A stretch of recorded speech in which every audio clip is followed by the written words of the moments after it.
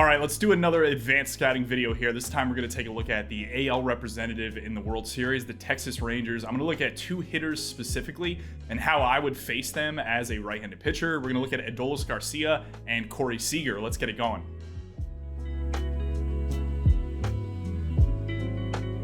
This is the fourth kind of video I've done like this. I'm going to be taking you through TruMedia and the resources they have, specifically on their heat maps, which I absolutely love.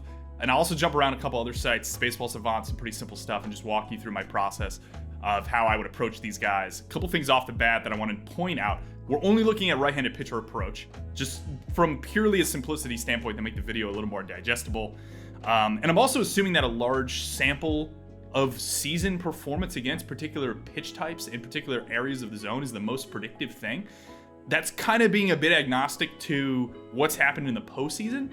So I admit that if you're advanced scouting, Adolis García as the Arizona Diamondbacks, you're probably looking at what he's done lately and seeing if there is any adjustment that you could kind of prey off of.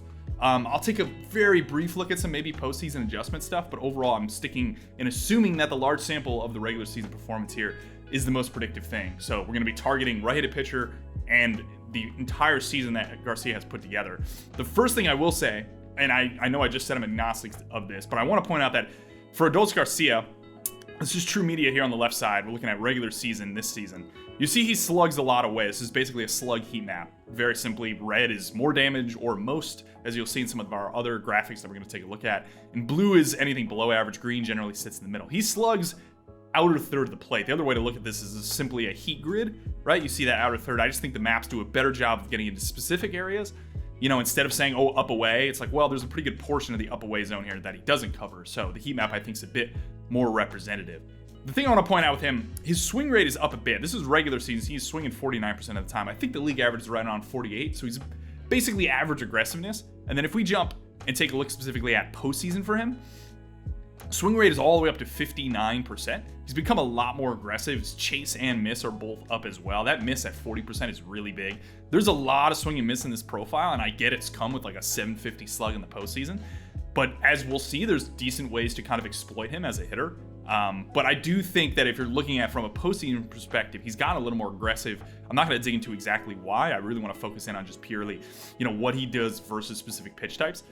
And that'll bring us to our advanced reports, which TruMedia puts together. I love these. It's cool because it splits it out based on pitch type. So essentially you're seeing 4-seam, 2-seam, cutter, slider, sweeper, curve, changeup, and then we'll have the velocity chart, which generally lines up with fastballs. And pitch frequency in this column, swing rate here, expected WOBA is just purely a damage statistic, and then our miss rate is where you can generate swing and miss versus a specific player. So we'll start with Adolis García versus 4-seam fastball. You can see, I'll jump down to my what's the approach down here. Big hole, 4-seam at the top of the zone, room to work with. It's a pretty obvious one, right? Teams pitch him kind of up away-ish. Don't try to go inside too much. He swings kind of all over the zone, which lines up with the aggressiveness we were just talking about. And he creates some damage, but he creates that damage kind of more middle of the plate, as most hitters do against 4-seam fastballs.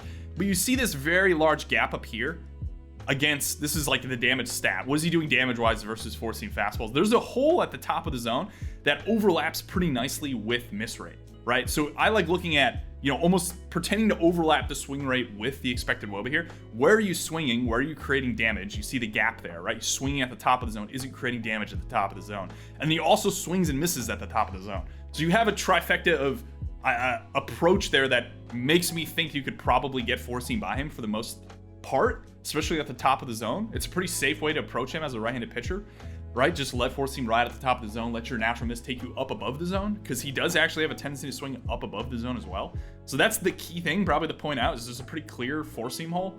And that lines up as well if you look at his performance on our pitch values here, just simply like how do you do versus different pitch types in their classifications. He's bad versus 4-seam fastballs, and he's average to good at pretty much anything else. You'll see the good on the slider and the cutter is pretty interesting.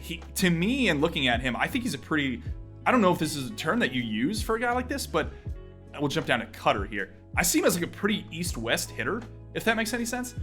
We saw earlier that basic slug chart generally lines up with him slugging kind of away over the plate, and that's generally a byproduct to him hitting sliders and hitting cutters, things moving away from his body pretty well. You see the sliders are pounded outer third, sweepers are pounded outer third, cutters are outer third. All righties, and this is pretty standard for most guys, throw that pitch outer third. try to get you something moving away from you is probably the most predictive in terms of generating swing and miss. The problem with Adolis is that he actually hits these pretty well. You can see specifically on the cutter away, this is small sample, he doesn't see a lot of righty cutters, but I think I'm more interested in sliders here. That's separate from a sweeper. Sweeper is however Savant's classifying it, but just think of it as, you know, maybe 10 inches of horizontal, somewhere between 82 to 84 miles per hour, whereas sliders are more kind of bullet type, less than 5 inches horizontal. There's going to be some overlap in where these are located and how a hitter does, but specifically with Adolis, a lot of slider damage, outer third of the plate, even some down here, down away, right? He covers the outer third of the plate really well against sliders. I think that neutralizes a lot of right-handed pitcher approach against him. And the same thing with sweeper too. Like sweepers, if you're gonna throw sweepers, I think I had here. Yeah, sweeper has to be down if you're throwing it away, right? You see the blue gap here, but if that thing's up or misses arm side even a little, he has an ability to cover that pitch, specifically against sliders as well. He does a pretty good job there. This is a bit different, in my opinion, than what you'd see from maybe a variety of other hitters in baseball. I'm gonna take a look specifically, if I could bring this up quickly. Sometimes my internet's slow when I'm running all these things at the same time, but I wanna take a look quickly at Austin Riley. Is another kind of power-based, you know, reasonable amount of strikeout right-handed hitter. The thing that I find always interesting with Austin Riley in comparison to Adolis García is we just saw Adolis Garcia's map. So Austin Riley's damage map, right? We're thinking the exact same idea, slider away, right? He does not cover as much of the zone as our guy Adolis García, and I'm gonna try to overlap these and be able to flip between them here. But Austin Riley right here, and then Adolis García I'll pull up and I'll put right next to it. See? So focus on this part of my screen right here. See how this is kind of like more outer third of the plate? When you jump to Austin Riley, he loses that gap on the low and away portion of the zone. That's, I think, a key difference between Adolis García and some other right-handed hitters in baseball. Is his ability to cover that outer third of the plate against slider, I think, again, as I mentioned, neutralizes a lot of the right-handed hitter approach. Right-handed pitcher's approach, excuse me. Again, same kind of applies as we saw with cutters. This is going to take a sec to render again.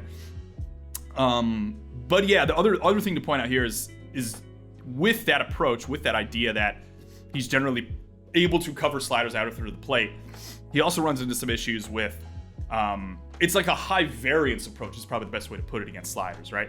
So when you take a look, if this wants to load, come on. Here we go. Okay, cool. Sliders away, right? You also have some high variance to it because there's miss rate and there's a bit of damage. So if you're right-handed pitcher, I'm focusing on hitter strengths. I get that in advanced scanning you have to match it up against a specific pitcher.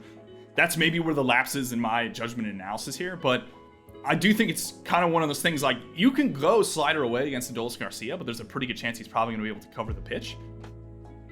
If he doesn't cover the pitch, then maybe you have a reasonable chance to get some swing and miss, as we see here, right? Higher variance approach. The same idea with cutters, right? Expected WOBA covers them in the zone away as well. And there's, again, some miss right away. So if you're going away, you see the overlap of damage and miss, right? That's to me saying, okay, he's going to hit the ball hard, or there's going to be some kind of miss in his profile on that specific pitch type in that specific portion of the zone. If you also look at sinkers right here, right, swings up in, not much damage up in, but most guys' tendency to throw sinkers probably down. You see his ability to cover sinker in. There's a lot of guys, specifically Julio Rodriguez is one of them that I was looking at, where he gets kind of beat up by sinkers inner third of the plate. Adolis isn't like that. Adolis covers inner third. He covers laterally across the zone, I think, really well. You see that with a lot of the pitches we're seeing here. Change up middle to down. Velo, this is a good example of velo, right? That velo band across the middle of the plate. He's able to cover in and out well. He just isn't able to kind of cover up down as well. There's really nothing he slugs well at the top of the zone aside from sliders. No one's trying to throw sliders at the top of the zone. That's probably an arm side miss more than anything. But yeah, the other thing I want to point out with Adolis García is you have this approach of him in the regular season, right? We know, okay, gap at the top of the zone, cover sliders away pretty well. I'd probably focus on fastball up versus him. If we're trying to get him to chase, it's going to be high variance down away because he could slug down there. But if you toggle specifically to the postseason, this is the barrels he's created. Now we're flipping around from the batter perspective here, so we're looking out at the pitcher, whereas these maps that we're taking a peek at are from pitcher perspective. But the same theory applies here. All I want to look at is top of the zone, right? His ability to cover up in the zone, he's had 3 barrels on balls up, which if you look here, four-seam fastball in the regular season, you have maybe 1 or 2 over the course of however many games he played, 160-ish games. When you have 2 barrels here against four-seam fastballs up, which is exactly what I'm saying is probably the best thing to approach him with, but Hector Neris up, that's a crazy barrel. I get this as a flyout, but for him to even cover that pitch is insane. What else do we have? Let's see this one. This is Dean Kramer. Fastball up. Again, homer. Fastball up. So that's fascinating to me, is like, gets into a larger point. I was actually talking to some other people in other organizations about this, where it's really easy. That's I didn't even realize that was a fastball up from Stanek in that top 9 to seal the game grand slam. That's a nice piece. But again, we're looking at this concentration. Talk to some people in baseball about Adolis specifically and how analytics have kind of taken over advanced scouting.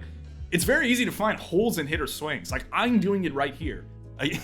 I'm not an advanced scout for an organization. You know, I have no experience doing that at the major league level or anything. It's purely from a recreational standpoint for me to learn, which is why I do these videos. But I can point out that he struggles four-seam up in the zone. So it's fascinating to me that you have other teams clearly aware of that, you know, whether it be from a pitcher strength standpoint or from a hitter weakness standpoint, who throw that pitch there. And it's almost like it's easy to spot holes in a hitter's swing, such that I'm curious if there's some equilibrium or tipping point where hitters start to then adjust back very quickly, and where that becomes no longer a proposition that is beneficial to you as a pitcher or a team to tell all your pitchers to throw four-seam up against a guy. And I'm also curious to see like how quickly, like how many barrels do we need at the top of the zone for us to kind of say that Adolis García is more maybe high variance at the top of the zone, as opposed to what I'm pointing out here, which is there's a clear hole at the top of the zone in the regular season. That's something where if I was in an organization, would go to someone on the hitting side and ask. I'd be curious about whether they see anything adjustment-wise with his swing. You know, MLB releases open face data, so you're able to look directly at the individual player's chest as he's swinging. Send that to hitting guys and see if they see anything in his swing, and have them create some verdict as to whether they think this is an adjustment or this is kind of 3 blips. But if this was 1 barrel, that's one thing, but 3 barrels at the top of the zone, to me, feels like a very specific approach that maybe Donnie Ecker or one of the other hitting coaches in the Rangers organization perhaps told him to focus on. Was like, hey, we think the Astros and Orioles are going to hammer you upper third. You got to try to do something against it. Maybe there's some training implement they could give him to kind of focus on that and try to adjust. But I will point that out, right? We see the four-seam up hole, but perhaps based on the postseason performance, and I know I said I was going to be agnostic to it, but I think it's relevant in this case specifically. Yeah, that's a fascinating angle to me, is like, when is a hole no longer a hole for a specific pitch hitter? And, you know, how many barrels do you need for me to then go away from that hole? Or me to realize that, okay, if I'm throwing that ball up and up over and over again against, if four-seam fastballs against you, maybe there's a point at which that's no longer a good proposition for me.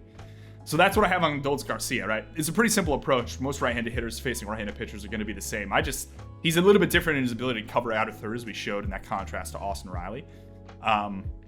So that's what I have on Adolis. Corey Seager is a bit of a different hitter. First off, he's really freaking good, and that creates some complication. And generally what happens when you look at really, really good hitters without a lot of holes in their game is that there isn't going to be much room for swing and miss, which is the case with Corey Seager.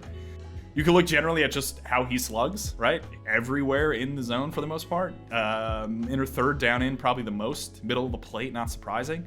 Again, being relatively agnostic, but he's become more patient. 55% swing rate during this season. As we now jump to postseason, as I'm gonna try to pull these up, have these load in the background. Okay, 46%, right? So we see that jump there, 55% swing. He cut his swing rate about 10 percentage points. I don't know off the top of my head whether he's being thrown in zone more. 38% in zone.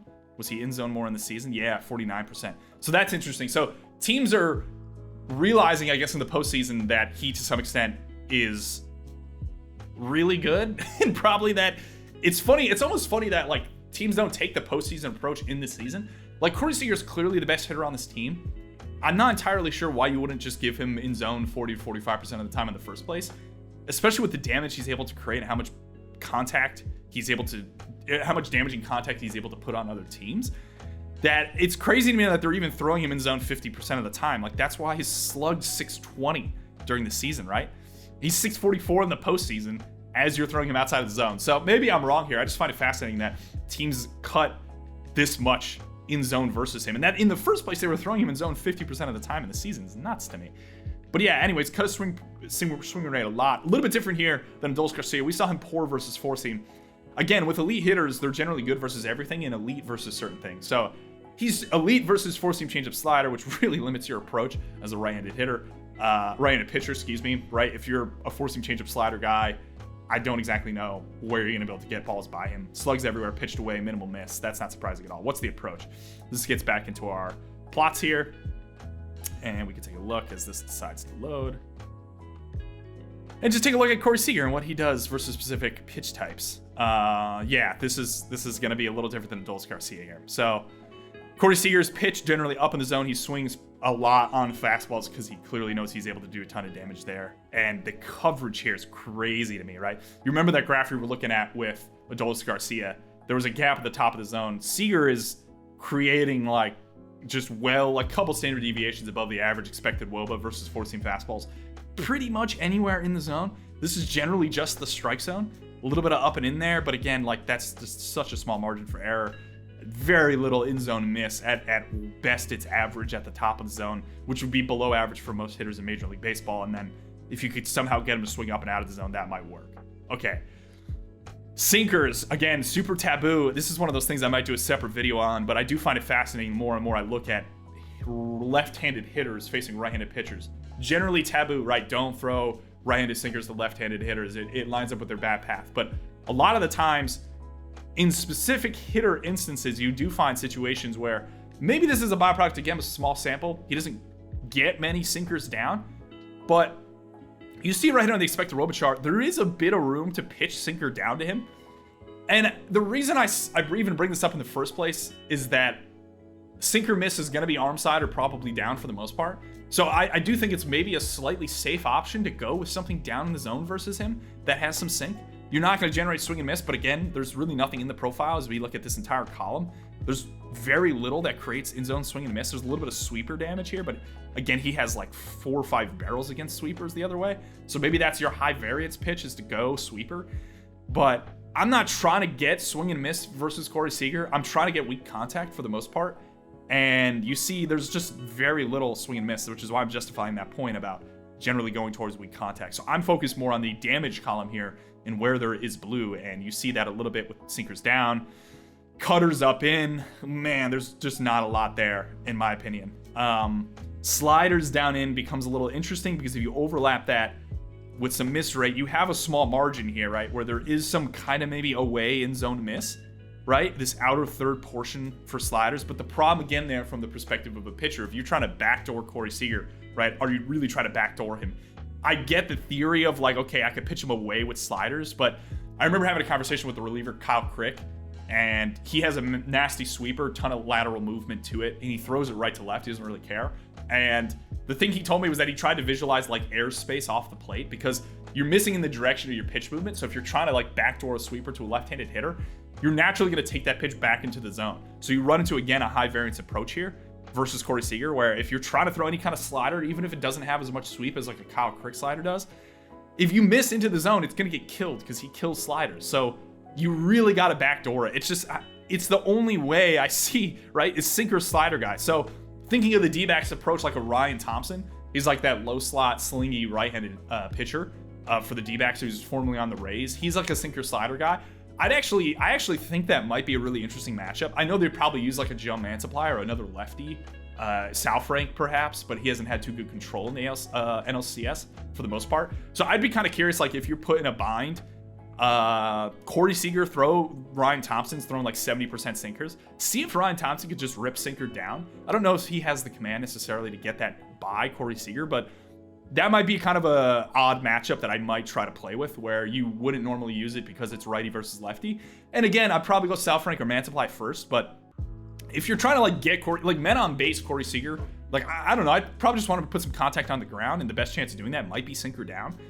And I get it, again, it's super taboo, but again, like your sliders are getting crushed on the inner third of the plate. You don't have a big sample against sweepers. He loves swinging against them. He creates damage down and below the zone versus them. He's got a little in-zone swing miss on him, so that's high variance too. Ryan Thompson does have a sweeper, so I guess how like I'm okay maybe trying to get some of that miss, but also acknowledging again that there's some expected WOBA there, whereas with sinkers, there's not really any expected WOBA down. Curveballs, again, just crushes them, doesn't really swing miss, a little swing miss down in the zone. I guess you could kind of finagle it and say that maybe that's an approach is to go curveball too. Maybe I add that in. Where's his just performance against curveball? Yeah. So there's your two lowest, like, right, just don't throw him fastballs or cutters. The X-WOBA there is over 400, 450. A little bit of room on slider, as we saw. I saw that maybe more down away. Curveball is maybe more of a proposition than I initially gave it consideration. Curveballs work down. But again, small margin there. Like we saw the differential between, let's see, curveballs. Saw the differential between, you know, expected robo here and miss. The miss is some in zone down, but he also, again, if that pitch is a little bit up, it gets killed. So that's a high variance approach as well. The sweeper maybe less so. Really good performance against sweeper, but the expected robo isn't great there. We really backdoor him. So sweeper hack. This is something I definitely want to think about probably in another video, but I have looked at a lot of really good hitters like this. I did it on Mookie Betts, and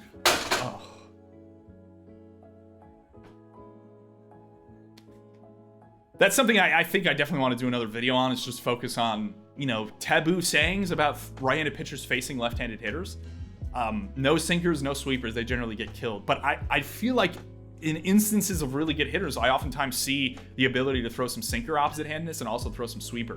I don't, you know, it's relative to other pitches. Perhaps it's just better performance, right? Like, do you want to gamble on the xWOBA here of sweeper 330 versus slider 596? Oh, this is postseason. Let me take a look here. See, this is what we're looking at. 334 sweeper xWOBA. He's overperforming a bit. So if I'm the D-backs, I maybe have a little more confidence in throwing that sweeper. Brandon Pfaadt's probably going to get some appearances versus Corey Seager. There's probably a chance for him to throw his sweeper. You know, Gallen doesn't throw a sweeper. Merrill Kelly has a bit of a more lateral slider. I'd be curious to see how much he uses that pitch, although I know he does go change up more often than anything. So I don't know. Like, it's one of those things where the large sample does tell us that's not smart to go sinker sweeper to opposite-handedness, but I see it time and time again in these smaller samples where maybe there is some room to kind of exploit that. So I don't know. There's very little ways to pitch Corey Seager, but maybe that's one of them. And I get that there's obviously a risk of damage. There's a risk of damage no matter what you throw against Corey Seager, especially if you're throwing fastballs. So I just try to lean towards more of the pitches that maybe he doesn't allow so much damage on. Try to keep the sinker down even though the xWOB is high. You know, again, the splitter's a hack for any kind of hitter, but there's just a few guys that throw them. So, all right, that's my look at the Rangers. I'm going to do another one of these on the D-backs, so stay tuned to my channel for that. Feel free to subscribe as always. Comments, thoughts, anything you disagree with, or anything you had observations on. Always interested in the comments. I'll be in there. Thanks for watching.